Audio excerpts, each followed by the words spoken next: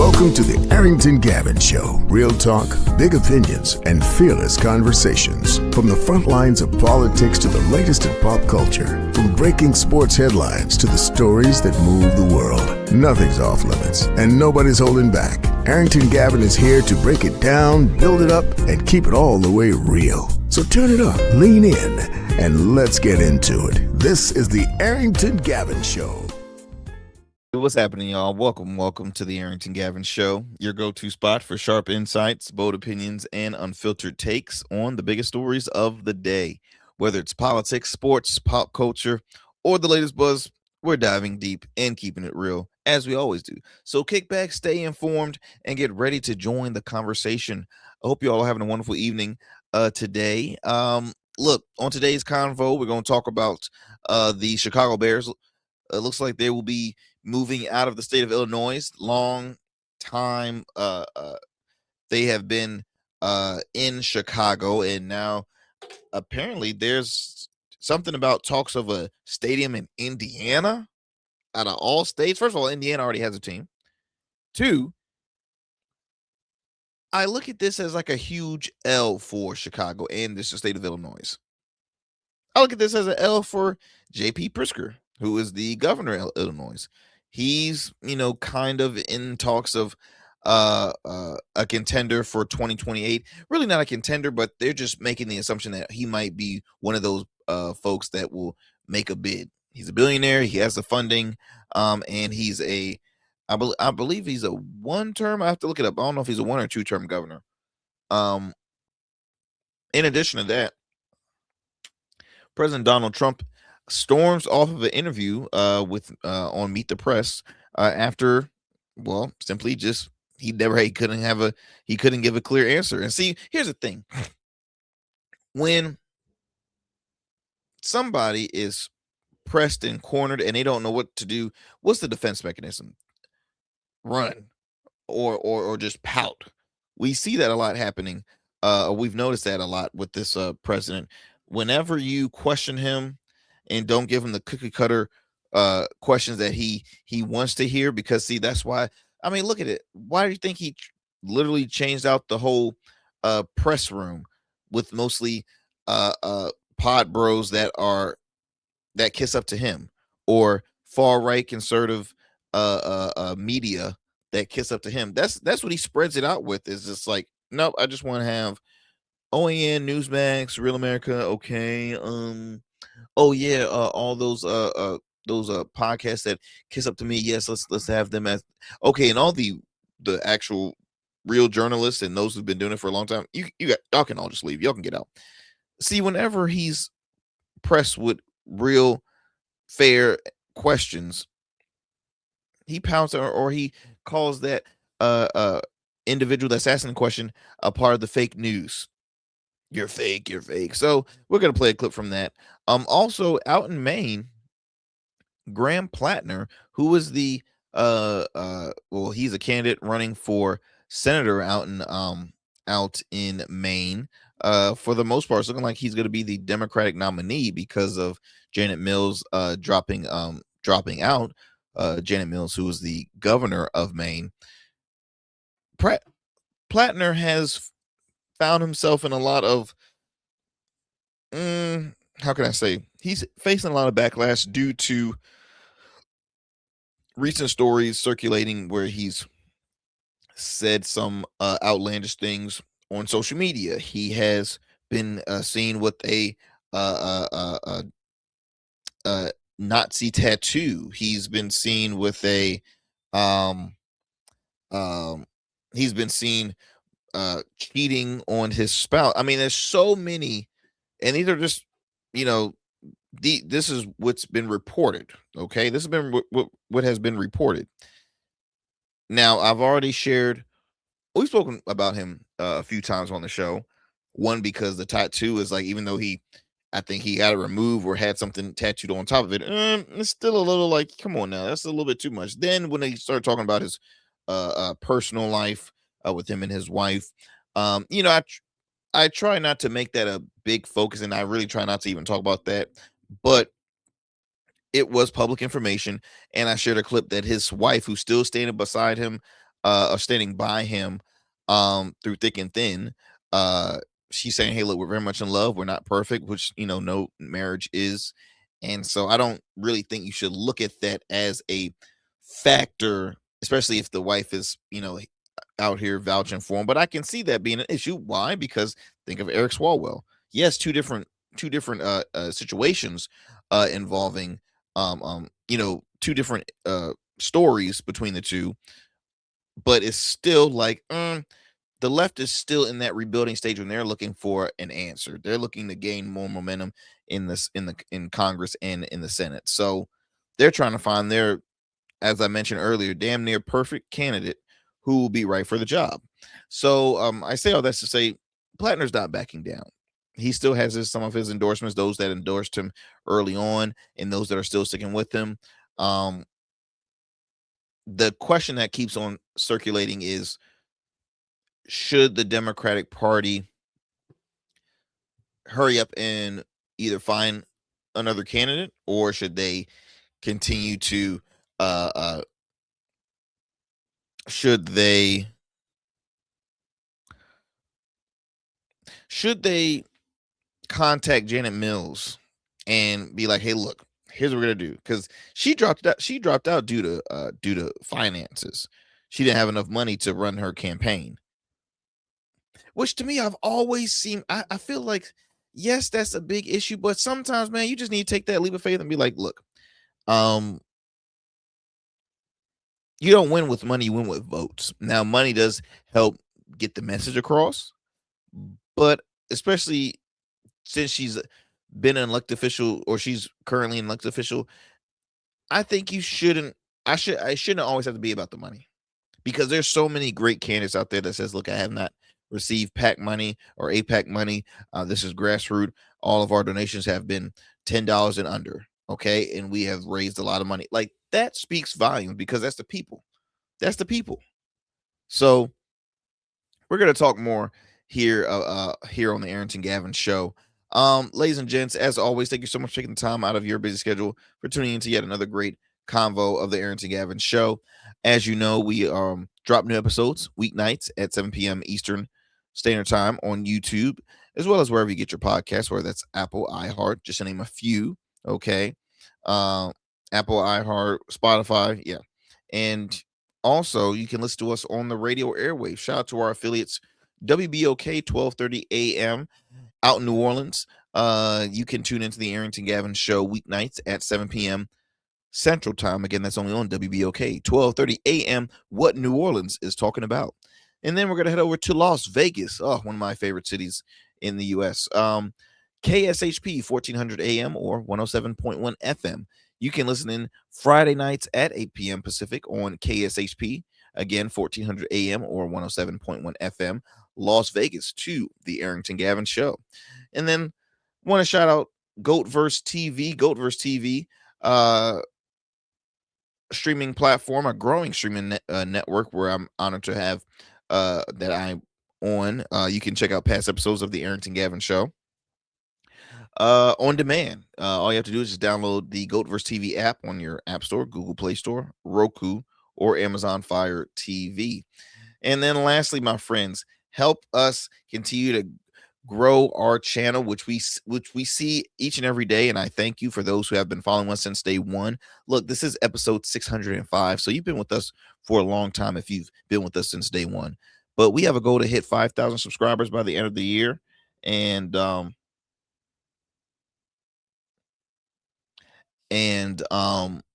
had a call, my bad. I'm over here trying to multitask. We have a goal to hit 5,000 subscribers by the end of the year. Each day we receive a few subscribers here and there, so we want to keep the momentum going. But we have a goal, like, as I mentioned, to hit 5,000 subscribers. So please share with friends, share with family. I truly appreciate it if you can get the message out there about the Arrington Gavin Show, here where we bring on great conversation and just keep you informed with everything's going on in the world, and in the on the federal level, state level, local level. I just shared here with the honest opinion. Don't take my stuff with a grain of take my stuff with a grain of salt, but I bring on experts and those who are hoping to make an impact in their community. So I truly appreciate that. All right, my friends, what we're gonna do now, we're gonna head to a commercial break. You're listening to the Arrington Gavin Show. Do me a favor, don't change that dial because we're gonna get started with some great stories here on the show. So don't go anywhere. We'll be right back after these commercial breaks. Every man has a story to tell. Your ambitions, your achievements, your legacy. Your suit should reflect that story, crafted precisely, designed for impact, and tailored exclusively for you. We work with only the finest fabrics, luxurious wools, silk, linen, and blends from world-renowned mills in Italy, the UK, and India. These fabrics are the foundation of custom suits that exude elegance and stand the test of time. But a suit isn't just about fabric, it's about fit, and it's about confidence, and it all starts with you. When you work with me, you'll receive a personalized consultation, whether in person or over Zoom. Together, we'll explore your vision and discuss your needs, and we're gonna bring your ideas to life. My journey as a designer includes apprenticing under New York-based designer Clavon Leonard, showcasing collections at New York Fashion Week, Algeria Fashion Week, and the prestigious Baltimore Met Gala. That experience is what we bring to every suit we create, from weddings to corporate events and everything in between. We specialize in crafting one-of-a-kind suits for life's most significant moments. Dapper Luke has been recognized as one of Baltimore's best menswear in 2023, and I was honored to be one of the 10 designers selected for the prestigious Baltimore Met Gala. With over 900 satisfied clients, we proudly serve Virginia Beach and Baltimore, bringing world-class designs to these incredible communities. We don't just make suits, we craft confidence. Your suit will fit your body, your style, and it will tell your story. Book your free online personal consultation today. Visit www.dapperluke.com.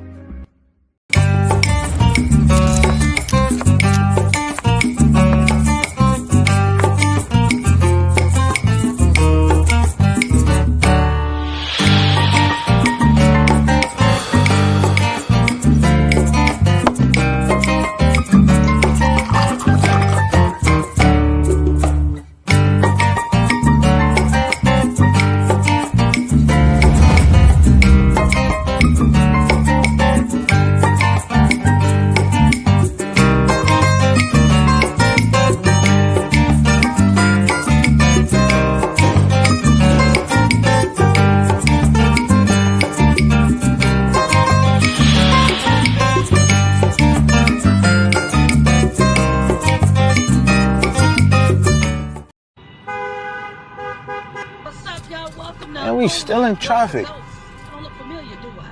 Not in this seat. Hey, what's that you listening to? Here to host today. Hey, turn it up. Yeah, that's that new Goat Verse app. I got you. So y'all want to know where the goats are? They're off on the sidelines. Looking for fresh, relevant content wherever you go? What was the name of the app he said? Introducing GoatVerse TV. GoatVerse, that's what it's called. The free streaming app that brings you the best podcasts, current events, and thought-provoking opinions all in one place. Download it now from the Apple Store or Play Store. In Goats, we trust. What is happening? Welcome back. Welcome back. Well, look, I wanted to start off by playing you this clip here. Came across my feed. I thought this was very, I thought this was just a great moment to see on social media. Well, for one, it's Pride Month. If you're unaware, it is Pride Month. And this video has been going viral. So this is a elementary school principal who has interaction with a parent who has an issue with her t-shirt. Let me go ahead and play you this and we'll talk on the other side.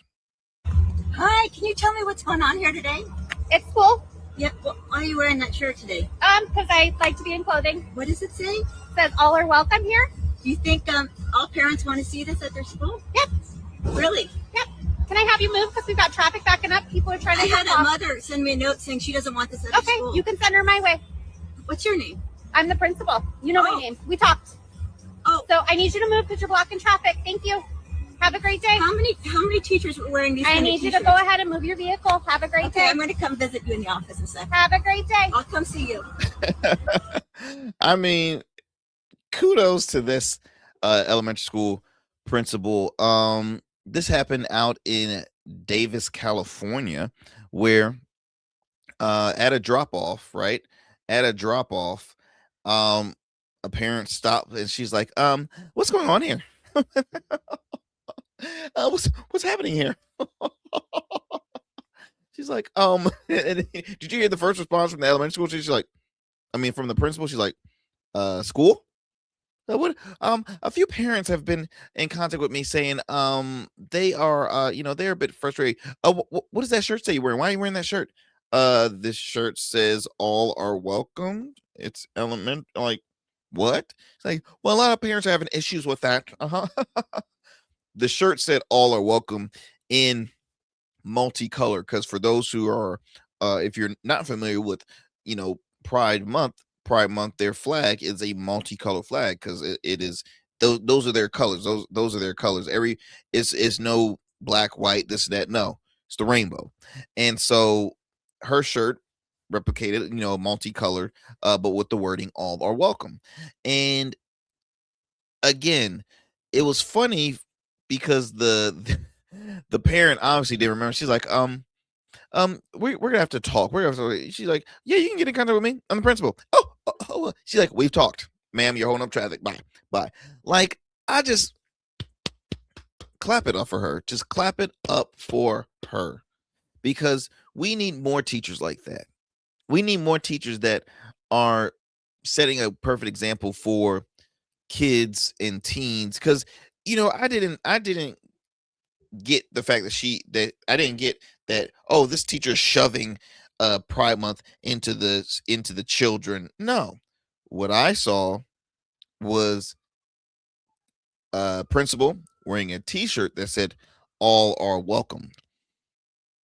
Because isn't that the perfect example? Isn't that the example you want to teach our kids, where it's like, okay, if you do the opposite, because what's the opposite? If you're not saying all welcome, you're saying only a certain kind is welcome.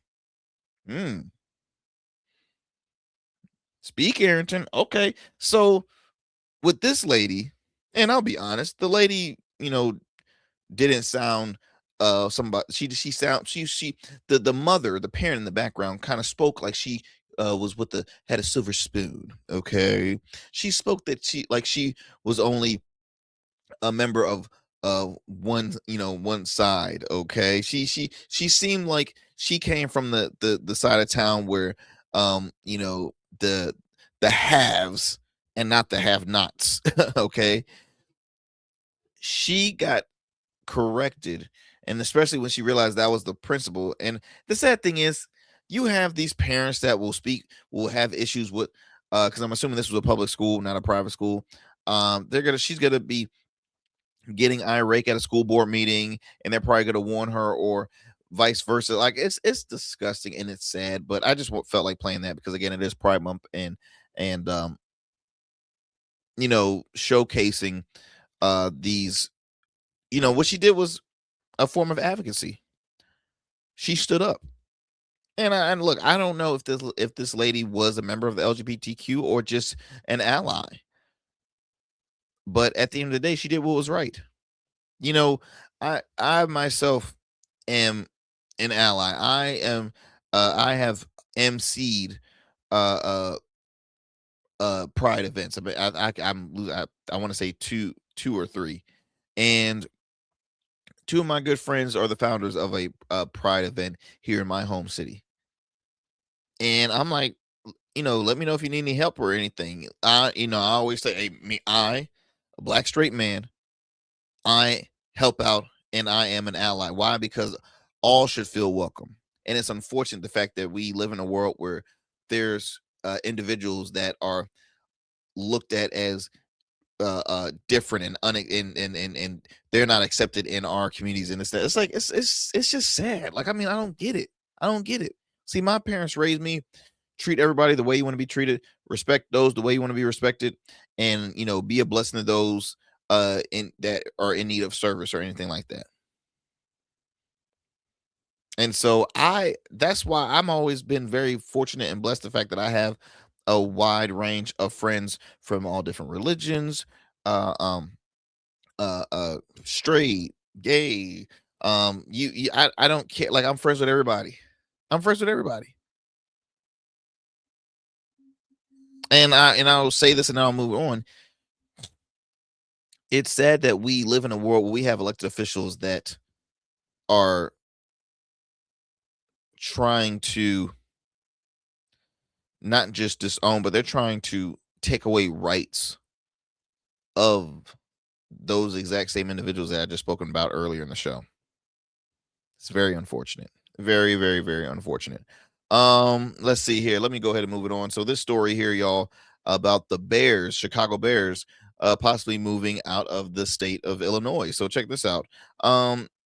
Reported by NFL.com, Bears board of directors votes to advance stadium project in Indiana.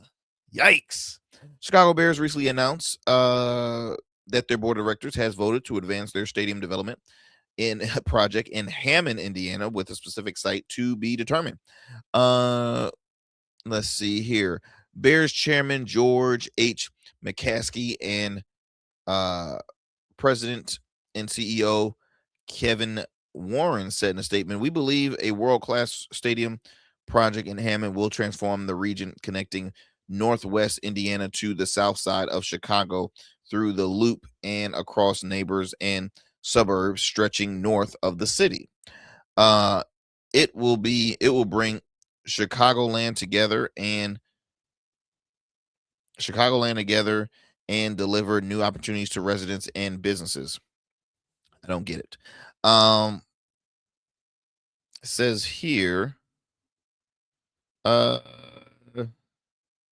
Illinois, okay, comes after the Illinois House adjourned on the last day of the state's spring legislation session without taking up a measure that would have cleared the way for Arlington Heights and Chicago to create local stadium authorities, creating a pathway for the Bears to avoid paying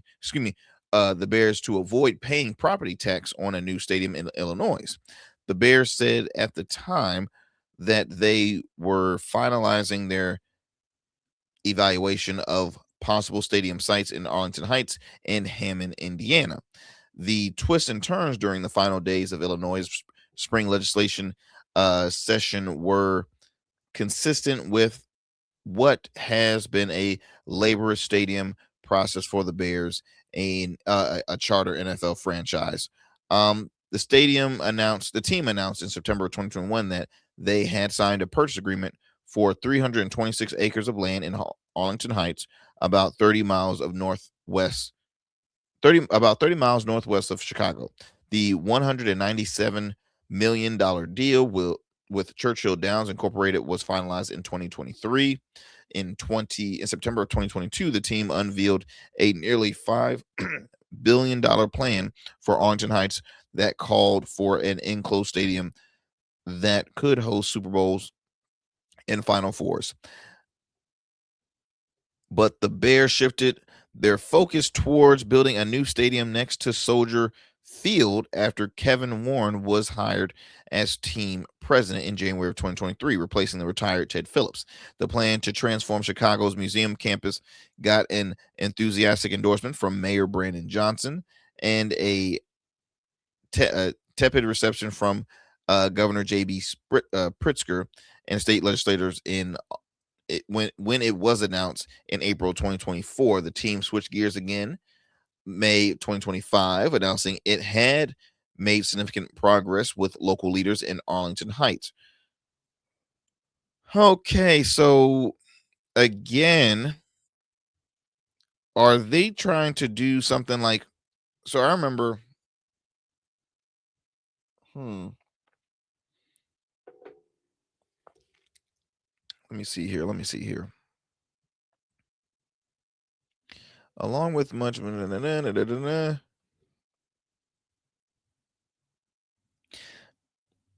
teams have done this before. So how can I put this? Perfect example I can think of the Commanders.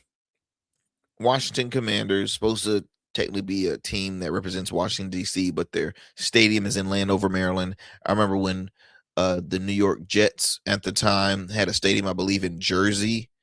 Or is it still in Jersey? Something like that. Like, it's just, it doesn't make sense. It never makes sense. Like, be real. If I'm the Dallas Cowboys, I better be in Dallas. I don't want to be in like Austin, Texas. Like it gets confusing.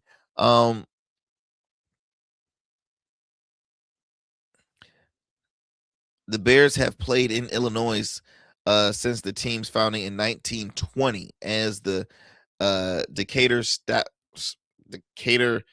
Stallies.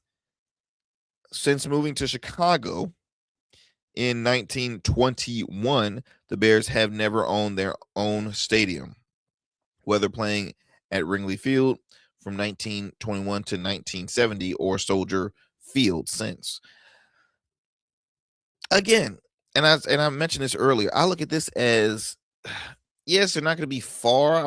I'm guessing it's not going to be far from Chicago, but it's also not going to be really a true Chicago team. Like, you're losing the culture, you're losing the vibe. When the weather gets rough, it's like, no, we got to be in Chicago. I look at this as a huge L for, as I mentioned, the city of Chicago. So, is it Brandon Johnson? Yeah, Mayor Brandon Johnson. I don't think this is a something to be excited about per se. I don't see this as like a huge win for him, nor do I see this as a huge win for Governor J.B. Pritzker, someone who is, been rumored of planning a presidential bid. I don't see that being good. Like, you just lost one of the longest running franchises ever. Like, it's going to Indiana. It's going to Indiana. Hammond, Indiana. I never even heard of freaking Hammond, Indiana. It's interesting. Yeah. What's your thoughts on this, huh? Do you just wish that they would find some form of land and stay in Chicago, or are there any Chicago Bears fans that tune into this show? Because Chicago, y'all weren't doing too bad this past season, man. Caleb Williams did his thing. Y'all had a pretty good season. But we will see. We will see how more this would Okay, hold on. This is a breaking news here.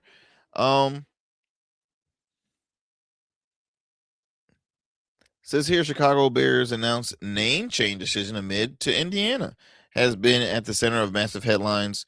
Of course they might. This is crazy. The news has not only shocked the fans throughout the league, but enraged Bears fans. Of course it has.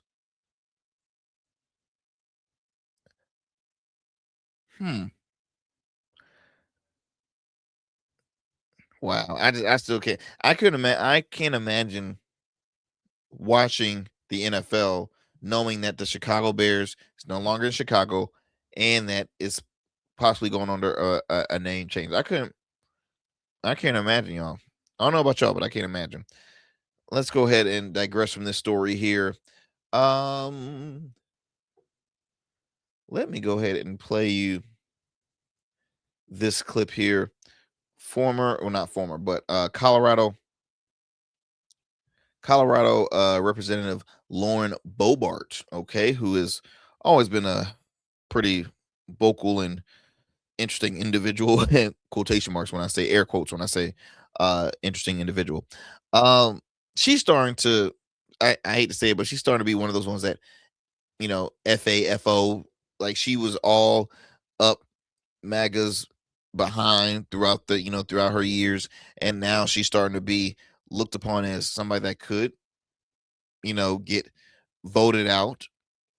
Okay, because she spoke so highly about the Epstein files, which is something that the president and his administration is like, shut up about this. We're tired.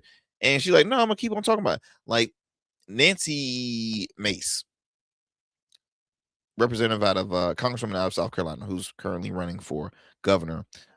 She's running the gubernatorial race in the state of South Carolina. She has not received an endorsement because she did not lay off she did not lay off pressing the administration and the DOJ about the Epstein files or the list, because that was against their fearless leader.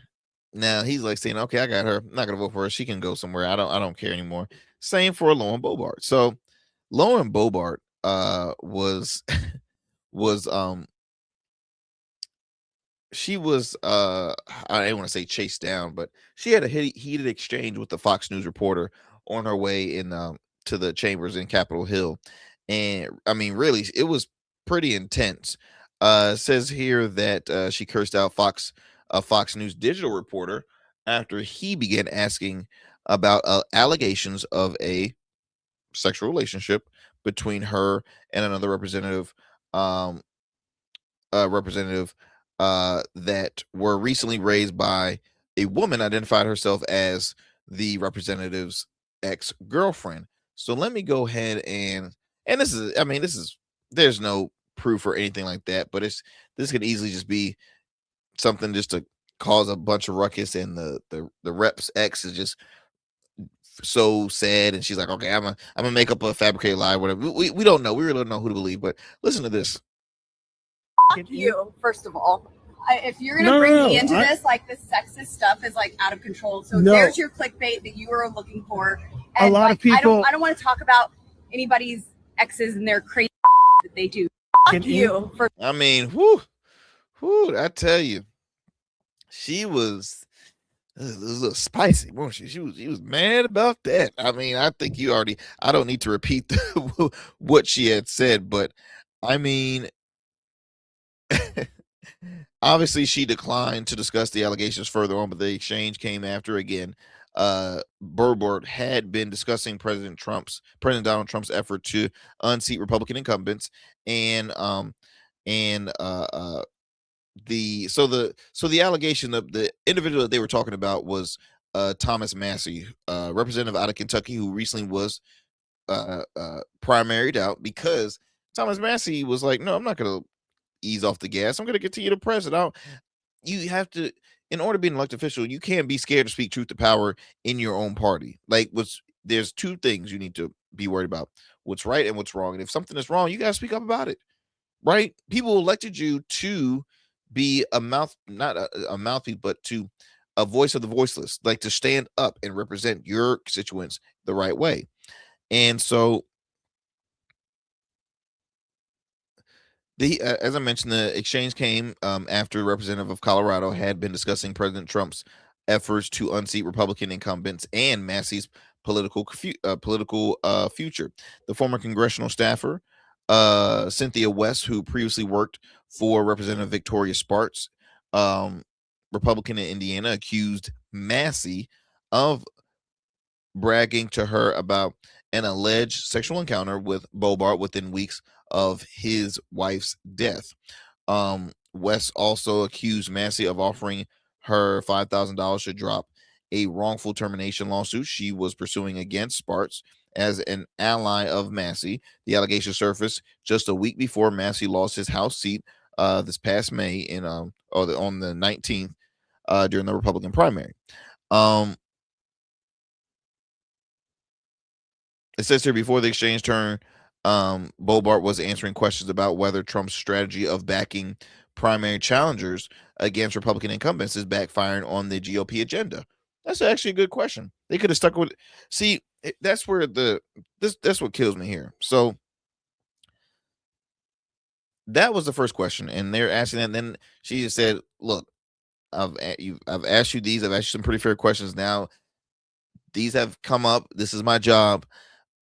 Such, and I get it." She's like, "Oh my gosh," just because look, with a response like that, she's like, "Oh, that's fabricated lie. Just go somewhere with that. I'm out of here. Just no, I'm so tired of all the."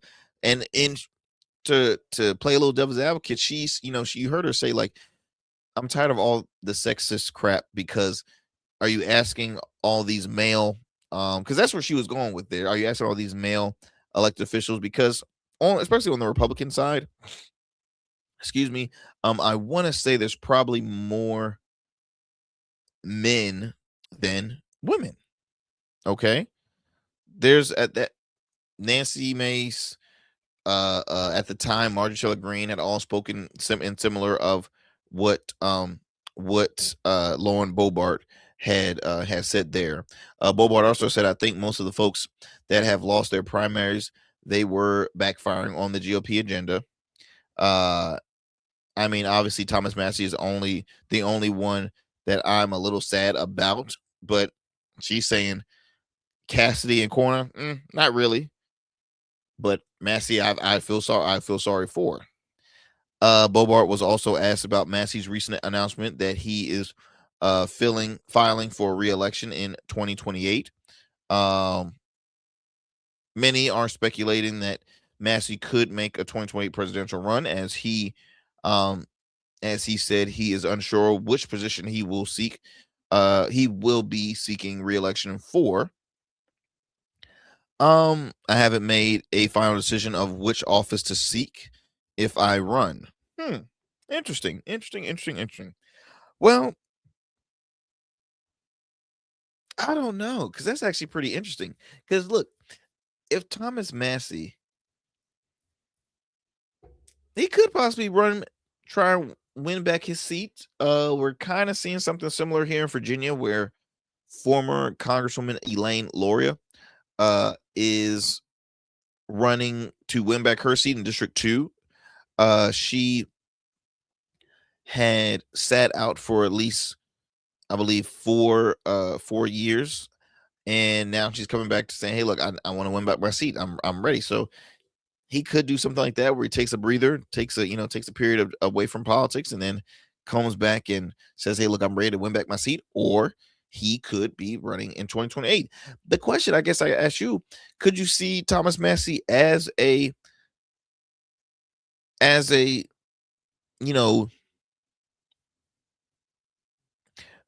well-liked contender, somebody that can be competitive in the Republican Party, that a lot of Republicans would support in the presidential race? Could he raise some, I don't know, like could he be a good viable candidate? Because I've spoken with so many folks here on my show, and even, I mean, just myself, I've tried to bring up the idea,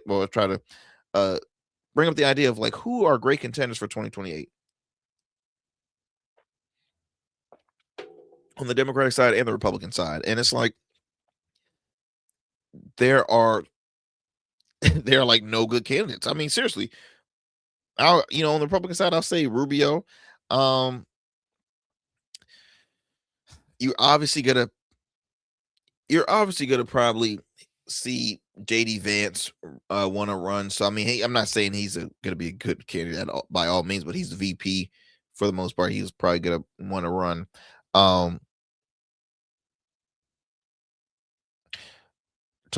Thomas Massey, that's somebody that I did not think of, but he's been so vocal now, it wouldn't surprise me.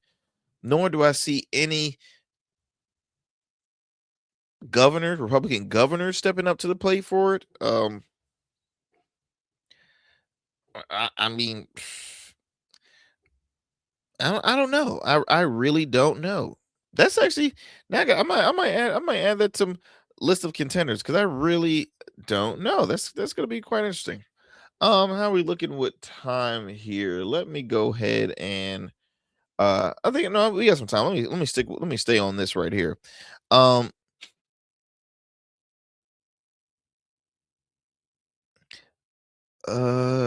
I finished with Bobart? I think I am. Here was another rumor too, y'all, that Thomas Massey and Marjorie Taylor Greene was possibly gonna join forces. Ooh. And whether she was gonna run for president, he was gonna be the vice, or vice versa. He was gonna be the running for president, she was gonna be his vice. I mean, God help us all if Marjorie Taylor Greene announces that she's running for president. I mean, ugh, what a hot mess, I tell you. I yeah, but hey, I was speaking with a friend of mine today, because I've been asked too many times, "Hey, Arrington, do you think America will ever see a woman president elected in our lifetime?" And I say it like this: I hope I'm wrong, but no, I don't see a woman president getting elected. You had 2 women that became nominees that lost. I mean, one white, one black. Now, after seeing those past two contenders, what have you learned? Well, at least we know that a woman who's a Democratic nominee, for the most part, can't win. So does that mean that Republican women could possibly win and become president? Possibly. I had a friend of mine who's very involved, very knowledgeable when it comes to politics. She said, I'll definitely see America vote for women, but it'll be Republican women. Because you got to think about it, y'all. Those ads that Kamala Harris aired, where it was like, conservative men and their wives going to the polls, and then the women who pretended like they voted for their husbands actually voted for women. Marriages like that exist, where the wives will, they will support whoever their husband is leaning towards. They're gonna listen. And it's sad, but that's the world we live in now. Now in this house, my wife is her own person when it comes to politics. Okay, we have our disagreements because me being an independent and her being a Democrat, a strong Democrat. I was like, we have our back and forth. Okay. And so, I guess you can almost treat it like slightly like James Carville and his wife, because James Carville's the raging Cajun. He's a Democratic strategist. His wife is a Republican strategist. She's still very much a registered Republican. He's still very much a registered Democrat. Married for years. Match made in heaven. So yeah, I could Marjorie Taylor Greene be a contender? No. I think Nikki Haley was a very, very, very strong candidate. Excuse me. Obviously, which it sucked, but at that period, nobody could compete against Trump on the Republican ticket. MAGA is the new Tea Party of the Republican Party. Okay, that's the new party, and Nikki Haley, she couldn't cut it. Now, could her chances be better now? Like, I could see Nikki Haley beating a JD Vance now, because she beat Rubio. Possibly. Look, they both worked under a Trump administration. Marjorie Taylor Greene, no, I could not, would not, nope.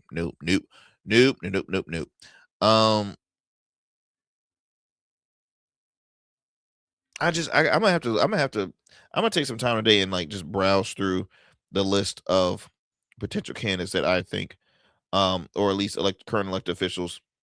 I'm gonna first look at the governors, and then I'll go through the U.S. House and U.S. Senate, because as I had my buddy Dr. Eric Lavelle on, he just said the challenge of the challenge for the next president it's going to be hard for them. It's going to be extremely hard. Matter of fact, let me see if I have the clip. Let me see if I have the clip of exactly what Dr. Lavelle said, because I don't want to ruin what he said, because I just thought it was very important. Let me go ahead and play this clip with my past conversation with Dr. Eric Lavelle, political legal analyst, when we talked about the next U.S. president's biggest challenge. I will say this: the next president of the United States is going to have the hardest job ever to create normalcy, to repair the harm and the hurt that this administration has caused, both domestically, but even more so important, internationally, with our allies, especially with NATO, and repairing world affairs. I think. So, key thing that I just heard there, he said, bringing back normalcy, repairing normalcy with our allies here nationally and internationally. Normalcy. That's what the next candidates are going to have to bring on, is normalcy. Now, my question to you all, what candidate do you see bringing normalcy? Who do you see bringing normalcy? That's what I said. On the right, Rubio's the closest. I don't see Sean Duffy doing it. I don't see Pete Hegseth doing it. I don't see JD Vance doing it. Don't see Scott Best. I don't see the attorney the AG doing it.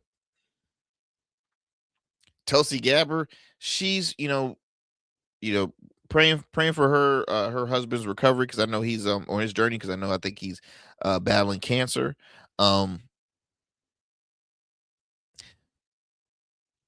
Cash Patel. I mean, like, most of these folks that are in the Trump administration, they're reality stars. They're podcasters. They're folks that don't at all deserve Fox News personalities. I mean, come on.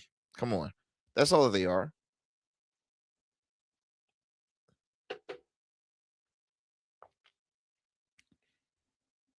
I don't know. I do not know, my friends. I do not know. Real quick, I want to stay in sports just for a quick second. Just want to let you all know. Myles Garrett, defensive end, all Pro Bowler, the franchise player for the Cleveland Browns at the time, has recently been traded to the Los Angeles Rams. And his contract, 5 years, apparently 5 years, $204 million. Woo! $204 million. Look, I think it's a good pickup for the Rams. This brings a stronger chance for Myles Garrett to try and get further on in the playoffs, and even maybe even contenders on winning a ring. I mean, he's well deserved. He's put in the work. They're saying, ooh, what if Aaron Donald comes out of retirement and now you got Aaron Donald and Myles Garrett? Yeah, that's not gonna happen. It's not gonna happen. Aaron Donald is enjoying his retirement. Yes, he retired slightly earlier than I expected, but he's done it all. He has his ring, he has his money, he's good. Now, that being said, that he retired early, he might still be kind of fresh and young to say, well, let me do one more year, just one more year. My goodness. $204 million in a span of 4 years. Whew. I wish I was an athlete. I do. I wish I was. I might look like it, and I looked the part. But then when you see me play, you're gonna be like, Arrington, sit your ass down, please. Don't have me play. I can't play basketball. I'm good. I was decent at football. Like, I can hold my own. Hold my own in track and field, right? Soccer or other sports. But yeah, basketball was not my. It's not my expertise, man. I'll probably lose my black card if y'all see me play basketball. But congrats again to Myles Garrett, and let's see how he's gonna do for the next upcoming season, man. Good for Los Angeles Rams picking up the 2-time Defensive Player of the Year. Let me go ahead before we end this. I think we're gonna spend. This is probably our last story here. Earlier, let me see. Is this it right here? Donald Trump sat with Meet the Press Christian Welker, right? Christian Welker. And the fact of the matter is, Christian Welker denies California's elections are rigged. She denies them being rigged. And Trump is all furious and this is what I'm talking about. Yada, yada, yada, yada. Because, she brings up a fair argument. She's like, then show us the proof. Because, see, as a journalist, the journalists are, and I'm just saying this, because I just know I have a lot of close friends that are journalists. They have a certain code where it's like, I'm not fully going to just give my opinion on something because I need to do the research and look up the facts. And if there's proof, then I'll say, okay, it's a fair argument. But there is no proof, Mr. President. And so, again, Trump storms out of interview after being challenged about election fraud claims and DOJ fund. Let me go ahead and share you this clip here, and then we'll read more about it in contents. Election was rigged. It was a dirty election, and it's happening again right now in California. Presented evidence. It's happening right now in California. Right now, it's look at what's happening in California. To that? It's the 4 Republicans days. are doing well in California. It's no, they're not. They're dropping fast because it's a rigged election. Let me tell you, it's 4 days, and they aren't even close to coming up with. That's how they count. You know why they're doing that? Because they're cheating on the election. Do you have evidence to support all that? I have to do is look. All I have to do is look. And I listen to people, and let's see what happens. But sir, that's not evidence. Do you think it's appropriate? That's how they count the votes in California. Do you think it's appropriate that they have an election and 5 days later they're nowhere close to picking a winner? State and local officials acknowledge they are slow. They're urging. No, they're crooked. They're urging the votes to be counted quickly. That's how they vote in California. They're crooked, just like you're crooked. Your press is crooked, and Meet the Press is crooked. To be fair, I'm not crooked, but let's really. Let's well, continue. You play right into their hands. Let's continue. You're either crooked or you're stupid. You play right into their hands with this rap. You know that these elections are rigged. Your network knows that they're rigged. You know that I won an election in a landslide, and I got 94% bad press. But Mr. President, you know why I got that? Because you have no credibility. But you've never presented evidence that it was rigged. Let's keep talking about. I want to talk about Todd. You have more evidence. There's more evidence than ever presented. Let's talk your about elections in this country. We're like a third world country. Your elections are crooked, and you're crooked, and Meet the Press is crooked, and so is ABC and CBS. And CNN. But Mr. President, you're one-sided crooked networks. Right. Let's call it quits because I've had enough. Thank you, darling. Have a good time. Mr. President, let's please. I traveled all the way to Wisconsin. I traveled I know. I traveled all the way to Wisconsin. On and off in the rain. And I've given you enough time. You ought to straighten out your press because you know what? Mr. President, a country can never be great with a dishonest Listen, press. we traveled all the way to Wisconsin for this interview. The election. I mean, respectfully, if an a-hole, if you looked up the word a-hole, I guarantee you're going to see a picture of somebody. I'll let you figure out who that picture is going to be, or is. But here's my thing. It's so much to impact on that. The thing about Trump is he's always going to say stuff that, even if it's an opinion based, he's going to come on saying, I'm correct, I'm right, yada, yada, yada, this and the other. She said, sir, where's the evidence? There's no proof. Then she tried to move and say, okay, well, let's talk with it, because obviously they weren't getting anywhere because it was going to be disagreement on things. He says that you're crooked, Meet the Press is crooked, ABC, CNN, they're all crooked. I'm tired. I'm like, it's just like classless. Because see, what I recall, do you ever recall any past presidents walking off of press? Do you ever? No. If they did not agree 100% with the reporter, they still answer all the questions. It probably did. He probably did and ugly, and probably was back and forth. But they still said, hey, let me give him his time. Yada yada yada. And like he's such a punk, a petty individual of a human being. I'm sorry, just like answer the damn questions and speak your opinion. But if you share something with absolutely no proof, because see, that's why he got offended. She's like saying, what's the evidence? That's what you call when you know that you're stuck in a corner, and he got embarrassed because he's getting embarrassed by a woman who is literally saying, and then the fact that he said, you're crooked. you're crooked. And she's like, with all due respect, he's like, I'm not. Like, I'm like, give her a raise for putting up with that, because here's the thing. You ever realize, like, Trump with women in general, he always has an issue with women.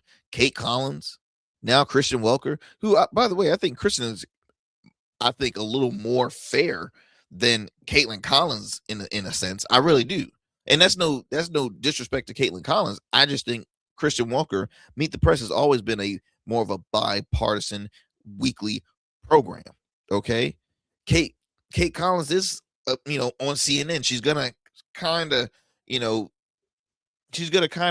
choose a side ish. I hate to always speak on folks' views and opinions, but I'm just saying, Meet the Press has always been a bipartisan show. You got Meet the Press, and then you got Fox News Sunday. Both of them bipartisan. Yes, one is on Fox News, but the show itself is pretty bipartisan. So let's see here. Okay, Trump stormed off of a interview with NBC's Meet the Press after being pressed on his controversial weaponization fund and on evidence of his persistent claims of election fraud. Okay. It was at a Wisconsin farm that touched on the Iran war, potential interest in rate hikes, and the $1.776 billion weaponization fund that could financially compensate convicted violent rioters who attacked police officers on January 6th. Thousands of people stormed the Capitol the day attempting to, well, you already know what that was. The president said he would like to see the weaponization fund proceed despite setbacks that prompt acting Attorney General Todd Blanche to say it was permanently halted. Okay, so Trump still wants to proceed with this whole weaponization fund. He quote says here, "If it was up to me, I'd pay them the kind of money that they deserve. People have been destroyed, lives been destroyed, many suicides. Think of it." The president had repeatedly made such claims without providing evidence. The fund was established after the settlement in which Trump ended the $10 billion lawsuit against the IRS over the leak of his tax information in 2019 and 2020. He then went on to say, "I think the weaponization fund is a great idea. If they get it approved, that's great. If they don't get it approved, I'd be disappointed." I'd be disappointed. Then they got to talking about here we go. And damn, I'm running low on time, but it says here, the election was rigged. It was a dirty election, and it's happening again right now in California, referring to the primaries for mayoral and gubernatorial elections in the state where voters are still being counted. Hey, look, I get it. People are very impatient. They want to see these votes hurry up, get counted. I will say it would surprise me if the mayoral race doesn't end up being very close, because I really, the way I was looking, it was like, okay, Spencer Pratt could be a pretty popular contender, right? He's campaigning on the pain and suffering that so many Los Angelinos are feeling, just like him with losing his home, right? So he's stressed that he's been talking about that a lot on the campaign trail and saying, look, how long are we going to be under the same exact leadership, right? It's time for new faces, new blood. He has a point there, right? He's not wrong. Same goes for the governor's race. I mean, that's the whole reason why I initially said that, hey, look, it wouldn't surprise me if California could be seeing their first Republican governor since Arnold Schwarzenegger. My friends, y'all, I gotta go. But as always, thank you so much for sticking with us here on the Arrington Gavin Show. Peace and blessings. I'll talk to you soon. I'm out.